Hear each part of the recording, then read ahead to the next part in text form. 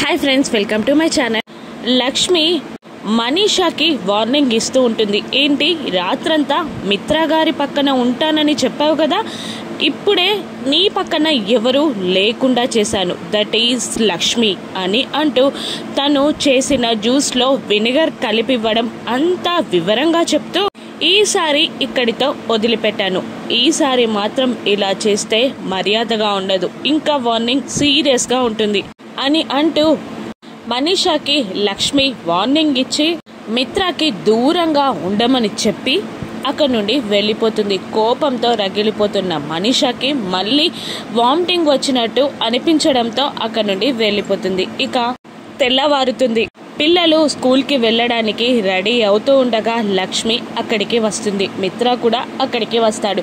ఇక రెడీ అయ్యారా అని అడుగుతుండగా, మేమిద్దరం మాత్రమే రెడీ అయితే సరిపోదు, నలుగురు రెడీ అవ్వాలి అని పిల్లలిద్దరూ అంటుండగా, నలుగురెవరు అని లక్ష్మి అంటూ ఉంటుంది. నిన్ననే చెప్పాం కదా, మాతో పాటు మీరిద్దరూ కూడా స్కూల్కి రావాలి అని అంటూ ఉంటుంది లక్కీ. ఓహో అవునా అని అల్లరిగా నవ్వేస్తూ ఉంటుంది లక్ష్మి. ఇక అప్పుడే మిత్ర నుదుటిన బొట్టు చూసి, ఏంటండి ఎక్కడికి వెళ్ళారు అని లక్ష్మి అడుగుతూ ఉండగా, మిత్ర లేదు, ఎక్కడికి వెళ్ళలేదు, ఈరోజు మంగళవారం కదా, అమ్మ పూజ చేసి నుదుటిన బొట్టు పెట్టిందంతే అని మిత్ర అనగానే, ఓహో మేం కూడా నానమ్మ దగ్గర బొట్టు పెట్టించుకుంటాం అంటూ పిల్లలిద్దరూ అక్కడి నుండి బయటికి పరిగెత్తారు. దూరం నుండి మనీషా, దేవయాని ఇదంతా గమనిస్తూనే ఉన్నారు.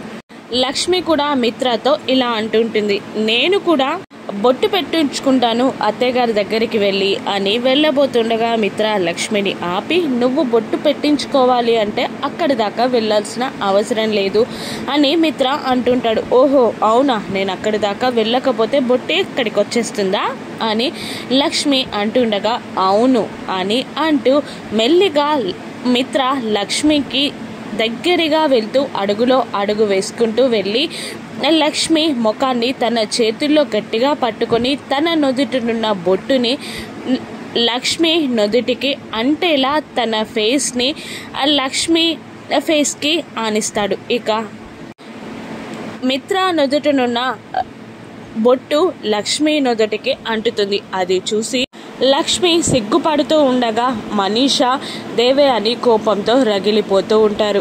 ఇదేంటి మనీషా, నిన్న రాత్రి నీతో అంత దారుణంగా ప్రవర్తించిన మిత్ర ఇప్పుడు లక్ష్మితో చాక్లెట్ బాయ్ లాగా వ్యవహరిస్తున్నాడేంటి, అసలు లక్ష్మి మీద ఉన్న ప్రేమలో నీ మీద 1% ఉన్నా ఇప్పటికెప్పుడో నిన్ను పెళ్లి చేసుకొని పిల్లల్ని కూడా కనేవాడు అని మనీషాని వెటకారంగా మాట్లాడుతూ ఉంటుంది దేవయాని. ఇక లేదు, ఎలాగైలా వాళ్ళిద్దరిని నేను దూరం చేస్తాను అని అంటుంటుంది మనీషా. ఇక అప్పుడే పిల్లలు అక్కడికి వచ్చి లక్ష్మి నుదుటినున్న బొట్టుని చూసి, అమ్మా నువ్వు బయటికి వచ్చావా, బొట్టు ఎప్పుడు పెట్టుకున్నావు అని ఒకరు అడిగితే, మార్నింగే పెట్టుకుందేమోరా అని ఇంకొకరు బదులిస్తారు. ఇక అయినా ఇవాళ నీలో ఒక్కటి మిస్ అయిందమ్మా అని అంటూ ఉంటుంది లక్కీ. ఏంటది అని అడగగానే, నాన్న అమ్మ జడలో పువ్వు మిస్ అయింది నాన్న అని అంటూ ఉంటుంది.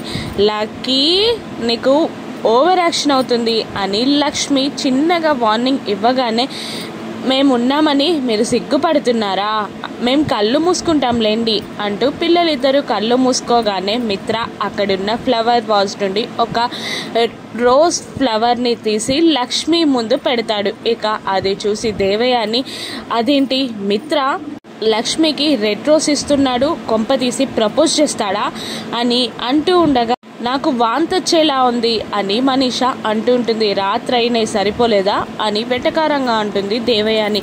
ఇక మళ్ళీ మిత్ర దాని కాడని చుంచి లక్ష్మి జడలో మిత్ర అందంగా రోజ్ని అలంకరిస్తాడు. అది లక్ష్మి సిగ్గుపడుతూ మిత్ర వైపు చూస్తూ ఉంటుంది. ఇక అది చూసిన పిల్లలు క్లాప్స్ కొట్టేస్తారు. పదండి అని లక్ష్మి అనగానే అక్కడి నుంచి ముగ్గురు వెళ్ళిపోతారు. ఇక మరోవైపు జాను రూమ్లో జాను బట్టలు సర్దుతూ ఉండగా వివేక్ ఏదో అంటూ ఉంటాడు. ఆ మనీషాకి బుద్ధొచ్చేలా చేయాలి అని అంటుండగా, ముందు మీ అమ్మగారికి బుద్ధొచ్చేలా చేయాలి, మీ అమ్మే మూల కారణం అని అంటుండగా తను మీ అత్తయ్య కూడా అని అంటుంటాడు వివేక్. తను నాతో అత్తలా బిహేవ్ చేస్తే నేనెందుకు అలా చేస్తాను? అయినా మనీషా చేసే ప్రతి పని ప్రతి కుట్ర మీ అమ్మగారికి తెలుసు. మీ అమ్మగారిని పట్టుకుంటే అన్నీ వాటంతట అవే జరిగిపోతూ ఉంటాయి. మీ అమ్మగారి ఫోన్ చెక్ చేయాలి, అసలు ఆ ఫోన్లో ఉన్న నెంబర్ ఏంటో మనం తెలుసుకోవాలి అని జాను అంటుండగా ఫోన్ చెక్ చేయాల్సిన అవసరం లేదు, దాని దగ్గర నాకు ఒక ఐడియా ఉంది. మా అమ్మ స్మార్ట్ వాచ్ ఉంది కదా, అందులో ఒక బగ్ పెడితే సరిపోతుంది అని వివేక్ అంటుండగా ఆ పని చేయండి ముందు, నేను అన్నీ తేల్చేస్తా అని జాను అంటుండగా అప్పుడే దేవయాని అక్కడికి వచ్చి ఏంటే వాడు పెడితే సరిపోతుందని వాడంటున్నాడు, తేల్చేస్తా నువ్వంటున్నావు, ఏం చేస్తున్నారేంటి, నన్ను కొట్టడానికి ప్లాన్ చేస్తున్నారా, కొట్టండి అని అంటూ ముందుకి వెళ్తూ ఉండగా దేవయానిని అక్కడ చూసిన వివేక్ జాను షాక్ అవుతారు. ఇక లేదే నీకు బాగా ఎక్కువ అవుతుంది, నా గుచ్చే మీరు మాట్లాడుతున్నారని నాకు అర్థమైంది, నేనేంటో మీకు చూపిస్తా అని జానుని కొట్టబోడానికి దేవయాని చెయ్యెత్తగానే జాను పక్కకి తప్పుకుంటుంది. దాంతో బెడ్ పైన పడిపోతుంది ఆ దేవయాని. ఇక అది చూసి వివేక్ జాను నవ్వుకుంటూ ఉండగా కోపంతో అక్కడ నుండి వెళ్ళిపోతుంది దేవయాని. ఇక పిల్లల్ని తీసుకొని స్కూల్లో కాల్లో వెళ్తూ ఉంటారు లక్ష్మి మిత్ర. వాళ్ళు గొడవ చేస్తూ ఉండగా సైలెంట్గా ఉండొచ్చు కదా, ఎప్పటికీ గొడవేనా అని లక్ష్మి అంటూ ఉండగా అలా అనకమ్మా, స్కూల్కి వెళ్ళాక ఎలాగో సైలెంట్గానే ఉండాలి, ఇప్పుడైనా మమ్మల్ని కాస్త ప్రశాంతంగా అల్లరి చేయనివ్వు అని పిల్లలు అనగానే ఓహో అవునా అంటూ నవ్వేస్తుంది లక్ష్మి. ఆ తర్వాత ఆపండి అని లక్కీ అనగానే ఏంటి అన్నట్టు లక్ష్మి వాళ్ళ వైపు చూడగా మాకు ఐస్ క్రీమ్ కావాలి అని అంటూ ఉంటుంది లక్కీ. ఇంత మార్నింగ్ అవ్వద్దు అని లక్ష్మి అంటున్న వివేక్ అన్నయ్య మిత్ర కార్ పక్కకే ఆపి వెళ్ళి పిల్లల కోసం ఐస్ క్రీమ్ తీసుకొస్తాడు. వాళ్ళిద్దరూ ఐస్ క్రీమ్ తింటూ ఎంజాయ్ చేస్తూ ఉంటారు. ఇక జున్ను లక్కీ ఐస్ క్రీమ్లో ఉన్న ట్రూటీ ఫ్రూటీని తీసుకుంటూ ఉండగా జున్ను అని అంటుంటుంది లక్ష్మి.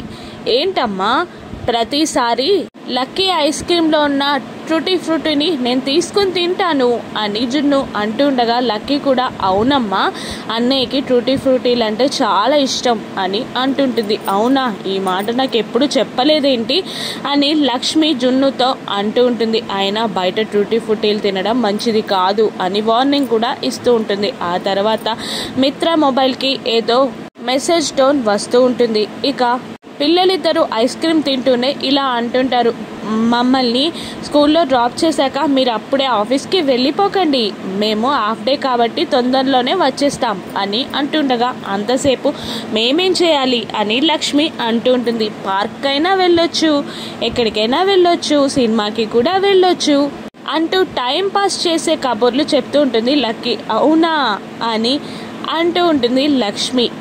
ఈవినింగ్ వచ్చాక మమ్మల్ని కూడా గుడికి తీసుకెళ్ళాలి మీరు అని లక్కీ అనగానే మిత్ర ఈరోజు మీకు స్కూల్ లేదంట, ఏదో స్ట్రైక్ జరుగుతుందంట అని హ్యాపీగా చెప్పేస్తాడు. అవునా అంటూ పిల్లలు గెంతులేస్తారు. ఇక ఎక్కడికైనా వెళ్దామా అని మిత్ర అడగగానే గుడికి వెళ్దాం అని లక్కీ అంటుంది. ఇక నలుగురు కలిసి గుడికి వెళ్తారు. అక్కడ కార్ దిగగా మిత్ర పెట్టిన రోజ్ ఫ్లవర్ లక్ష్మి జడ నుండి జారి కింద పడిపోతుంది. అది గమనించుకోకుండా లోపలికి వెళ్తారు. అప్పుడే అక్కడున్న ఒక గరుడ పక్షి లక్ష్మి మీదికి వచ్చి లక్ష్మి చేతికున్న గాజులు పగిలిపోయేలా చేస్తుంది. ఇక దాంతో లక్ష్మి బాధ పడుతూ ఉంటుంది. మంగళవారం పూట చేతికున్న గాజులు పదిలమవ్వడం మంచిది కాదు, ఇది అమంగళం అని అంటుండగా ఏం కాదు లక్ష్మి అంటూ మిత్ర టెంపుల్కి లోపలికి తీసుకెళ్తాడు. అక్కడ లక్ష్మి జరిగిందంతా చెప్తుంది. అప్పుడు ఆ పూజారి ఇది అమంగళమేనమ్మా, దేనికైనా సూచిక కావచ్చు, మంగళవారం పూట ముత్తైదువ గాజులు పగలడం మంచిది కాదు అని అంటుంటాడు. మరోవైపు మిత్రతో 3 రాత్రులు గడపడానికి మనీషా ప్లాన్ చేస్తూ ఉంటుంది. ఎలాగైనా ఆ ప్రాజెక్ట్ గురించి నాకు తెలిసేలా చేయమని సరియు మిత్రాని కొంగును కట్టేసుకోమని మనీషాకి ఒత్తిడి పెంచుతూ ఉంటుంది. అప్పుడే ఒక సోదమ్మతో తనకి కావాల్సిన ప్లాన్ ఎగ్జిక్యూట్ చేసేలా అరవింద దగ్గరికి ఆ సోదమ్మని పంపిస్తుంది మనీషా. ఇక ఏం జరగనుంది, లక్ష్మి జీవితంలో మళ్ళీ ఏదైనా తుఫాన్ రానుందా? రాను ఎపిసోడ్స్లో చూద్దాం. Thank you for watching.